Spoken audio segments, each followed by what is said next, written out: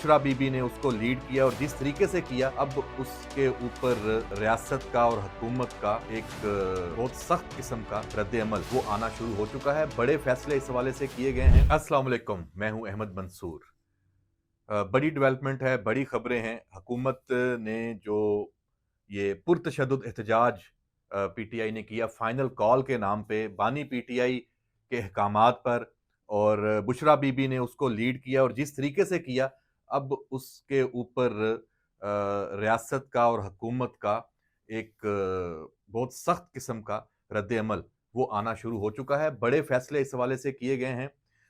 उनकी तफसील, उन पे अमल दरामद किस तरीके से होगा, ये देखने की बात है, लेकिन फैसले क्या हैं, तय क्या कर लिया गया है, वो हम आपको बताते हैं।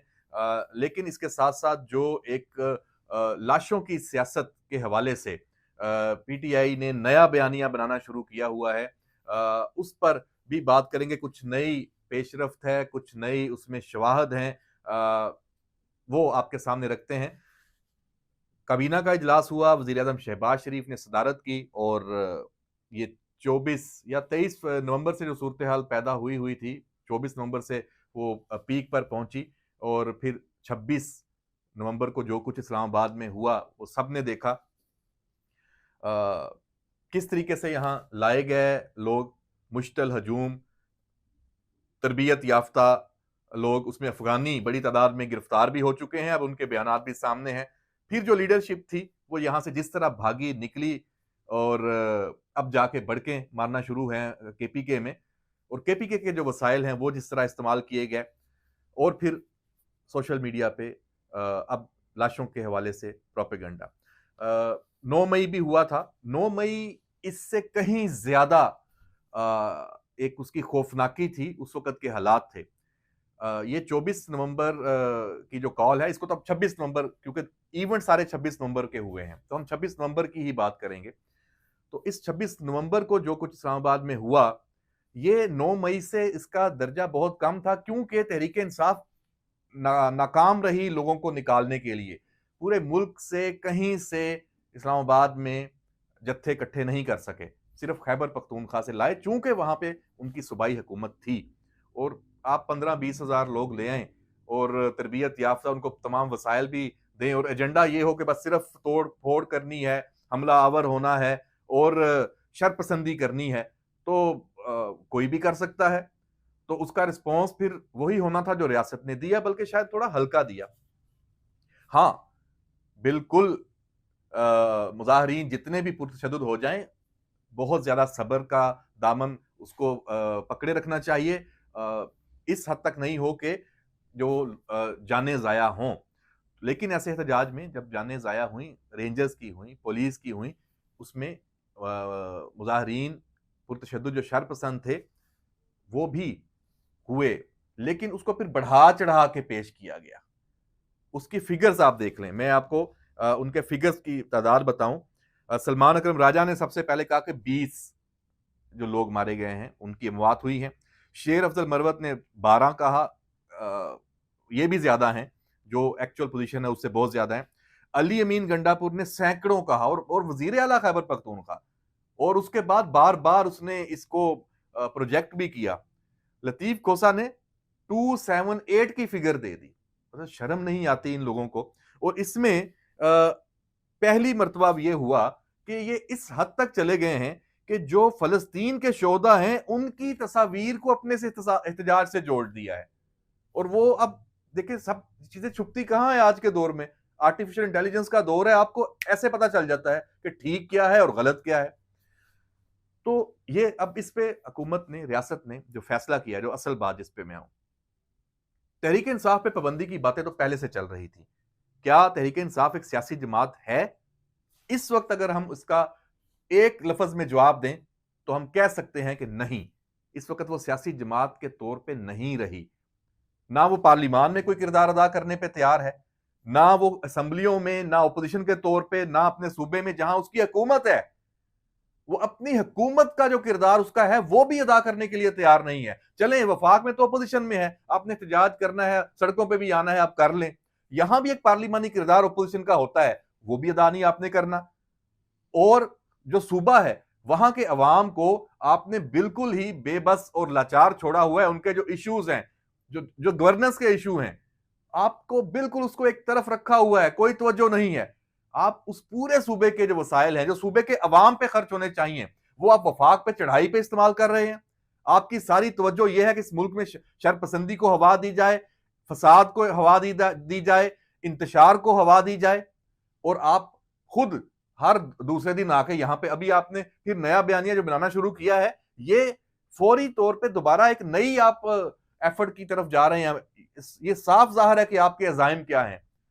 तो जब आप सियासत से हट चुके हैं तो फिर सियासी जमात के लिए कानून तो मौजूद है, उस पर हुकूमत को थोड़ा एक अज़म के साथ करना है। जाहिर बात है इसके कॉन्सिक्वेंसेस होते हैं, तो फिर आलमी बरादरी को भी बताना है। तो इसीलिए वजीर खारजा, वजीर इत्तलात ने इंटरनेशनल मीडिया को इस हवाले से एतमाद में ले रहे हैं। मकसद क्या है? ताकि दुनिया को बताया जाए कि भाई आप अगर इस पे कोई इंसानी हकूक या जमहूरी और आज़ादियां सियासत करने के हवाले से कोई आप एक मौकफ लेते हैं, तो ये भी तो देखें कि ये कर क्या रहे हैं। आप एक बयान तहरीक इंसाफ के लिए भी तो, तहरीक इंसाफ की लीडरशिप के लिए भी तो दें ना, उन्हें बताएं, समझाएं कि भाई आप अपने मुल्क में जो जो सियासी और शख्सी आज़ादियां हैं, जो सियासत और जमहूरियत का तस्वुर है, वो क्या है, उस पे तो चलें। आप अपने मुल्क के जो दुश्मन अनासर हैं, अब तो आप खुद उस सफ में खड़े होते जा रहे हैं, उससे तो निकलें, अपने आप को निकालें। फिर क्या पीटीआई की जो सियासत है वो सियासतदानों के हाथ में है? बिल्कुल भी नहीं। इमरान खान ने पहले दिन से अपनी पार्टी में जो भी बड़े नाम थे सियासतदान, उनको उज़्वे क्या कहते हैं कि मुअत्तल के तौर पे इस्तेमाल किया। उनकी कोई हैसियत नहीं, उनकी कोई बात जो है उसको, उनको तो मौका ही नहीं है कि वो कोई तजवीज दें, कोई अमल दिखाएं, कोई कारकर्दगी दिखाएं सियासी मैदान में, जमहूरी निजाम में। आपने अपने ऊपर और गैर सियासी जो शख्सियात है, पहले तो अपने जो कंट्रोल वाले और अपने मुलाजमीन, अपने दोस्त बहुत खास जो बिल्कुल आपके हर तरह के दोस्त हैं, फिर अपनी बहनें, उनको आगे, अब आपने अपनी बीवी को आगे किया, और वो गैर सियासी कह के, लेकिन उसने जिस तरीके से चंद दिनों के अंदर अपना दिखाया, तो पता ये चला कि जो पीछे बैठ के वो कर रही थी मोहतरमा, वो इससे भी ज्यादा खतरनाक था। अब तो चले एक्सपोज हो गई ना कि वो उनकी सब चीजें सामने आ गई हैं, तो अब तो वो एक्सपोज हो गई, पता चल गया। तो ऐसी जमात पे तो कैसे इजाजत होनी चाहिए? हाँ, इस हवाले से हुकूमत को कानून और आइन के तहत इकदाम करने हैं, उससे पीछे नहीं हटना, ताकि फैसला कमजोरी पे ना हो। हाँ, तहरीक इंसाफ के अंदर जो लोग हैं, जो सियासतदान हैं, सियासी ज़हन रखते हैं, एक पार्टी है और अवाम जो एक सियासी अमल में साथ जाना चाहते हैं, उनके लिए ज़रूर इसमें ऑप्शंस मौजूद हैं। तो वो उनको इख्तियार करना चाहिए, और इसमें फिर अदालत का रोल है, वो भी आएगा। तो जनाब, ये एक बड़ी डेवलपमेंट है। और दूसरी डेवलपमेंट है, चूंकि जैसे मैंने पहले बताया कि खैबर पख्तूनख्वा को लिंक किया इस सारे फसाद से, इंतशार से, उसकी हुकूमत को, पीटीआई की, अली अमीन गंडापुर को, आपस में लड़ते भी हैं। बुशरा बीबी के साथ फिर मानसेरा में लड़ाई की भी खबरें हैं, यहां भी लड़ रहे हैं, तू मैं हो रही है, ठीक है। और लेकिन भागे इकट्ठे हैं, एक काम में तो इकट्ठे हैं, भागे दोनों इकट्ठे थे। तो खैबर पख्तूनख्वा में गवर्नर, आज मैं ये बात बहुत पहले से करता आ रहा हूं, ये ऑप्शन आईनी कानूनी है, उनको ऑप्शन होना चाहिए, या फिर इन हाउस तब्दीली। अगर इन हाउस तब्दीली मुमकिन नहीं है इस उसमें, तो आप फिर गवर्नर राज का ऑप्शन वफाकी हुकूमत के पास है। क्यों? क्योंकि खैबर पख्तूनख्वा जो अमन है वो बुरी तरह मुतासर हो चुका है। वहां जो ख्वारिज हैं वो हमला आवर हैं। अफगानिस्तान से जो सूरत हाल है वो सबके सामने है, कितनी शहादतें रोज हो रही हैं। वहां जो जनूबी इजला में क्या सूरत हाल है, जो कुरम एजेंसी की क्या सूरत हाल है। तो इसके लिए एक मजबूत और एक ताकतवर जो खैबर पख्तूनख्वा की हुकूमत है, गवर्नेंस है, वहां पे वो जरूरी है, वो गवर्नर राज के लिए। लेकिन उसमें जो तमाम नून लीग की हुकूमत को, वफाकी हुकूमत को, जो इत्तेहादी जमातें हैं, उनको एतमाद में ले रहे हैं, अगर इस पे जैसे ही अमल दरामद होता है, तो फिर उसके बाद अवाम को अब बावर कराने के लिए खैबर पख्तूनख्वा उनको जो एंगेज करने के लिए पीटीआई से और बानी पीटीआई से, अब तो उनके पास बहुत सारा ऑप्शन है, वहां से आवाजें आना शुरू हो गई हैं। इस्तीफे भी आपके सामने हैं, लेकिन अभी ये आवाजें और तेज होनी चाहिए। इसके लिए एक पॉलिटिकल डायलॉग भी हो। अब डायलॉग बानी पीटीआई और उसके जो करिंदे हैं उनसे ना हो, पॉलिटिकल डायलॉग सियासी लोगों से हो, जो पीटीआई के लोग हैं, पीटीआई के अंदर मौजूद हैं, केपीके के लोग हैं, केपीके के अवाम हैं, उनको बिठाया जाए, बताया जाए, बावर कराया जाए और उनका उसमें जो कल्ट है, जो ज़ोंबीज़ बने हुए हैं, उनका कोई इलाज किया जाए। और जो ये मुकदमात अब नए बने हैं इस्लामाबाद में, इस पे आगे जाना है।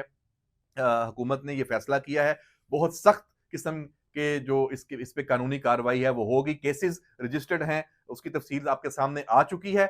9 मई के केसेस की तरह ये केसेस जो हैं ये भी और तमाम शख्सियात और बड़े एविडेंस हैं इसमें। होगा क्या? होगा ये कि इसमें फिर अदालतों का किरदार आएगा।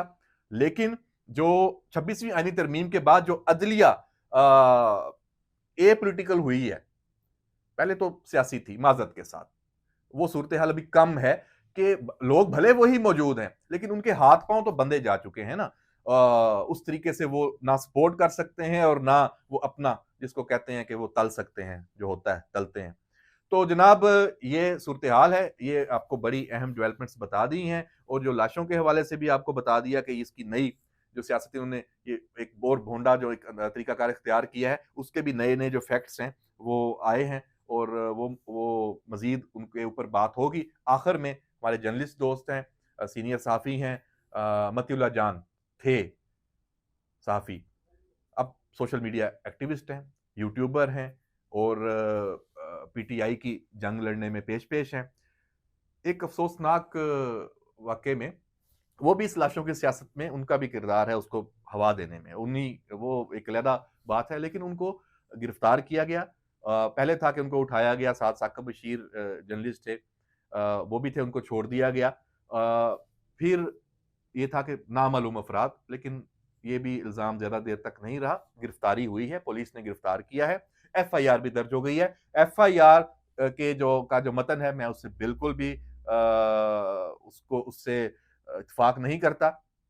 आइस नशे में और इस तरह की वो उसमें इल्ज़ामात लगाए गए हैं, गाड़ी को बैरियर से टकराया, तो ये केस जिस तरह बनाया गया, तो जेन्युइन अगर इल्ज़ामात हैं, अगर आपको पता है कि वो एक जेन्युइन जो गलत कारी में मुलव्वस है, जो कानून और आइन की खिलाफ वर्जी है, जो साइबर क्राइम के तहत आता है, जो जर्नलिज्म की जो एथिक्स है उसके अगेंस्ट है, उस हवाले से आप कार्रवाई करें ना। अगर आप उस हवाले से नहीं कर सकते तो फिर कमजोरी है। तो फिर तो ये यूट्यूबर्स, ये इंतशारी, ये सोशल मीडिया पे जो फेक न्यूज का काम है, फिर आप इसके ऊपर आप हाथ नहीं डाल सकेंगे, इसको काबू नहीं कर सकेंगे माजरत के साथ। जो असल जुर्म है, जो असल मसला है, उसको एड्रेस करें, उसके तहत ही कार्रवाई होनी चाहिए। अगर आप समझते हैं कि ये काबिले गिरफ्त जुर्म हो रहा है, उसी के तहत होनी चाहिए। ये इस तरह ये जमानत हो जाएगी, बाहर आ जाएंगे और होनी चाहिए इन मुकदमात में। क्यों भाई? हाँ, असल जो इश्यूज हैं उसको एड्रेस करें, चाहे वो मतीउल्लाह है, चाहे अहमद मंसूर है, चाहे एजाज सैयद है, चाहे उमर चीमा है, चाहे अब्दुल कयूम सदीकी है, जितने नाम हैं, इमरान शफकत है, गरीदा फारूकी हैं, वकार सत्ती हैं, जितने जर्नलिस्ट हैं, सदीक जान है या बाहर बैठे, वो तो खैर है ही नहीं साहबी, मैं पाकिस्तान वालों की बात कर रहा हूं, इमरान रियाज हैं। अगर आप समझते हैं कि वो ठीक कर रहे हैं तो करने दें। अगर आप समझते हैं कि ये ठीक नहीं है तो इन्हीं इन्हीं इल्जामात के तहत कार्रवाई की जाए। इजाजत दीजिए। अल्लाह हाफिज।